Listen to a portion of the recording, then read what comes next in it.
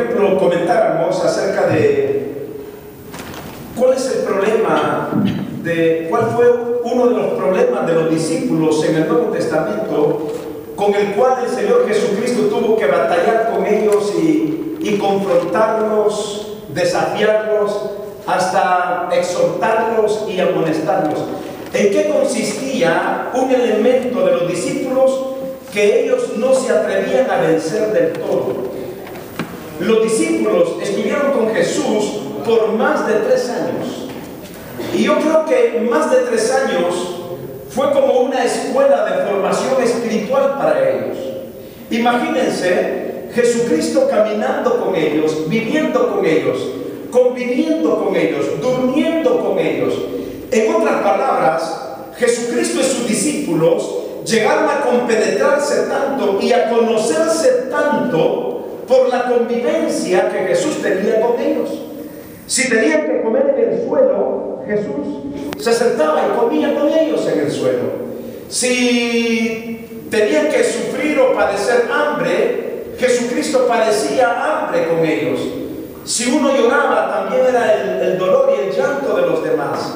Entonces, tuvieron a Jesús como el maestro de una manera directa y personal. Una escuela de formación de más de 3 años. Sin embargo, como que en estos 3 años había un elemento que los discípulos no habían podido vencer del todo.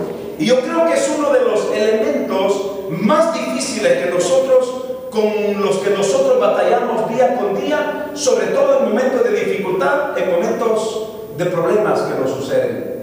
¿Cuál será ese elemento? La fe. Bueno, más bien es la falta de fe. Y yo creo, hermanos, que la falta de fe es lo que muchas veces no nos permite alcanzar esas grandes bendiciones que Dios tiene preparadas para cada uno de nosotros. La falta de fe, pero preguntamos, ¿por qué hay falta de fe? ¿Por qué muchos de nosotros tenemos falta de fe si sabemos que Dios es grande, como hemos cantado esta noche acerca de nuestro Dios?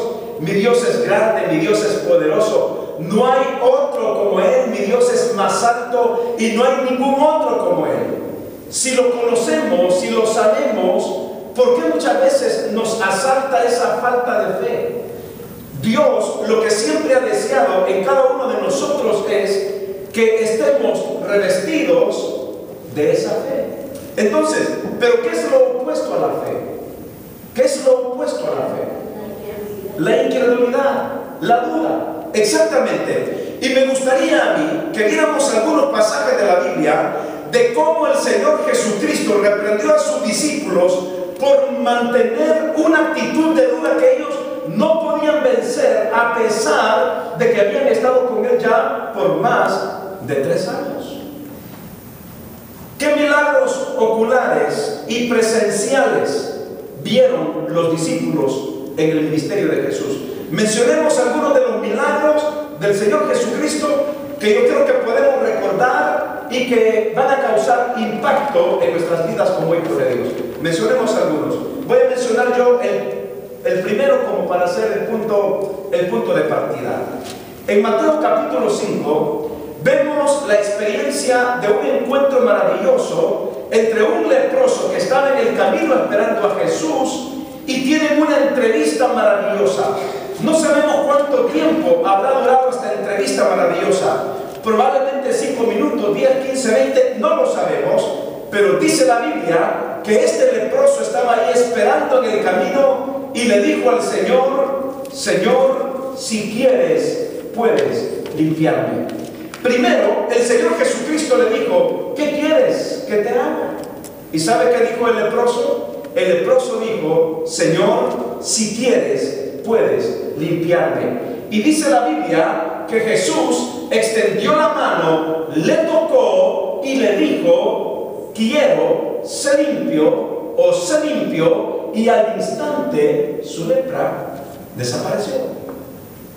En este caso, los discípulos, no crea usted que estaban al lado de Jesús y el leproso.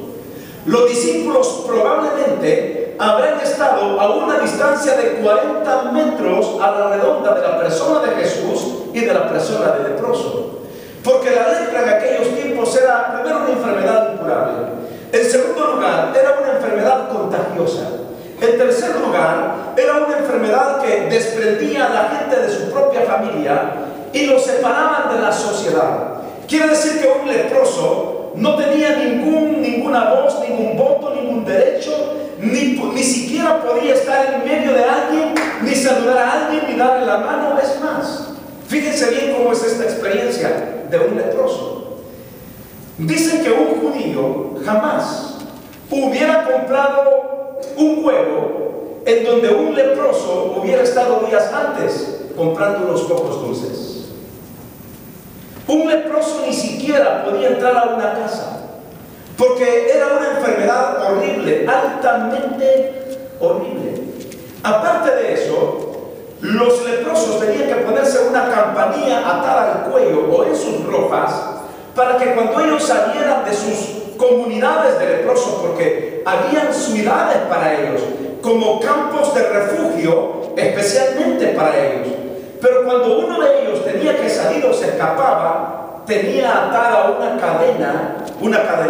campana, para que cuando él caminara o corriera, las campanas sonaran y la gente que estaba alrededor saliera corriendo, huyera de él, para no ser contaminado con el leproso.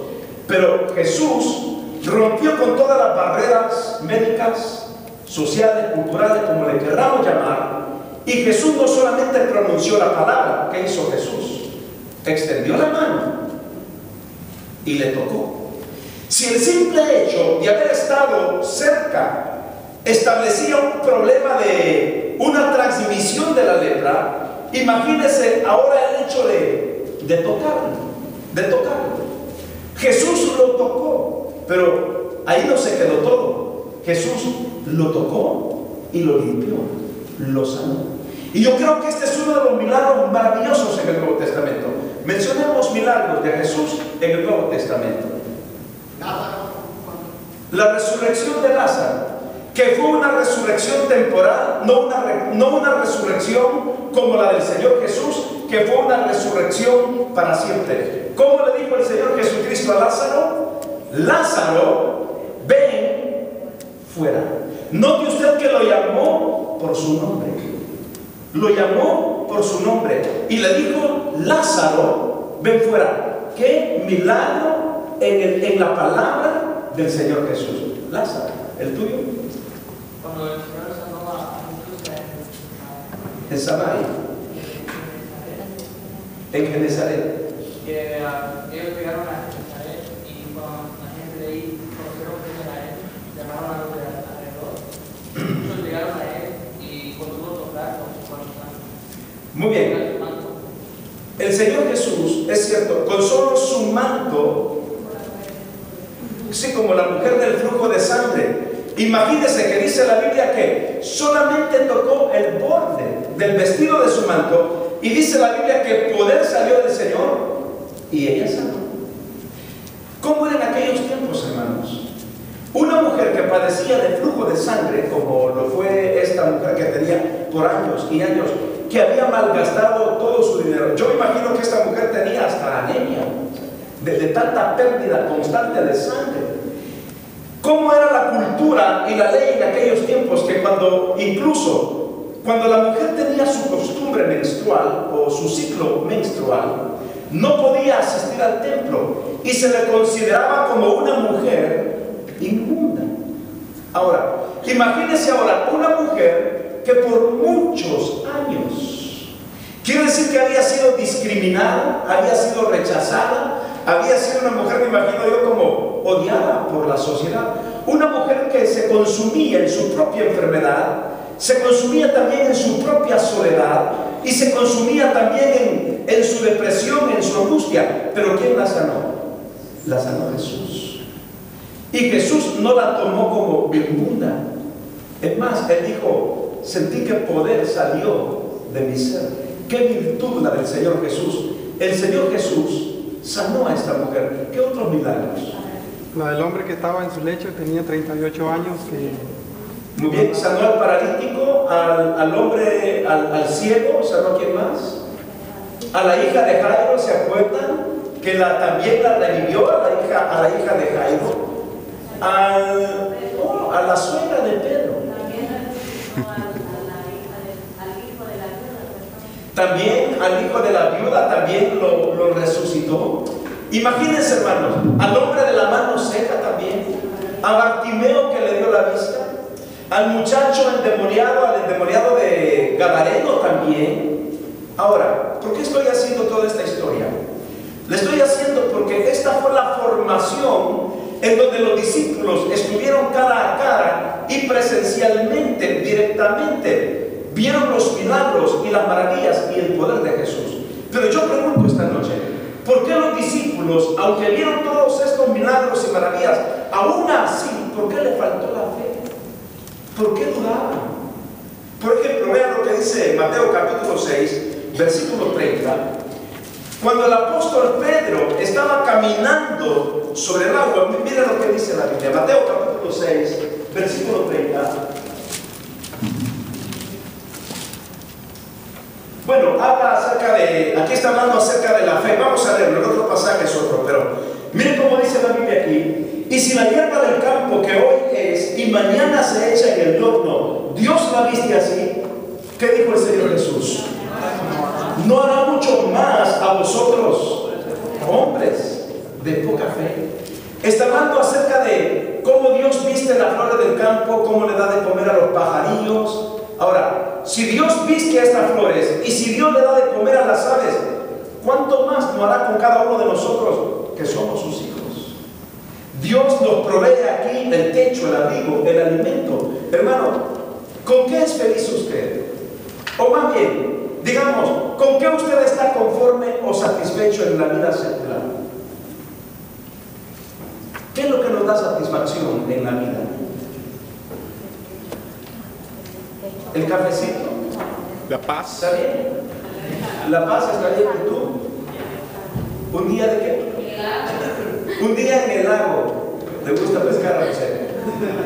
¿Qué más le trae satisfacción? A la hermana le gusta el voleibol, por eso le vemos a manos bien pesadas, hermanos. El voleibol, ¿qué más?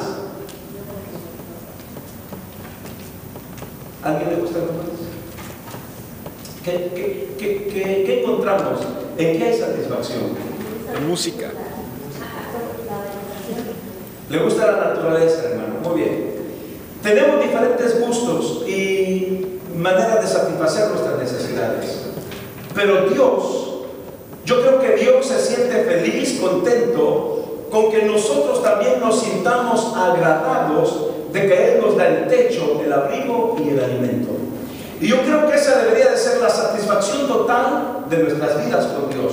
De que Él cumple sus promesas y de que Él suple cada una de nuestras necesidades. ¿Nos faltó el techo? No. ¿Nos faltó el abrigo? No. ¿Nos faltó el alimento? No. Mire, aunque sean frijolitos con queso, eso lo tenemos todos los días. Y lo pueden cocinar de diferentes maneras. Sancochados, fritos, refritos, con casamientos, licuados, con crema y con queso. Y lo puede comer tan rico todos los días. Dios ha prometido proveer cada una de nuestras necesidades. Pero sigo diciendo, ¿por qué tenemos falta de fe? En Mateo 17:17 hay algo interesante aquí, en donde la Biblia dice que también el Señor Jesucristo reprendió a los discípulos porque fueron incapaces de hacer sanidades como Él las hacía. Miren lo que dice la Biblia, Mateo 17:17. Respondiendo Jesús dijo: oh generación incrédula y perversa, ¿hasta cuándo he de estar con vosotros? Mire, ¿hasta cuándo os he de soportar? Traédmelo acá. Está hablando de un muchacho endemoniado. Está hablando de un muchacho que le daban convulsiones y tantos problemas.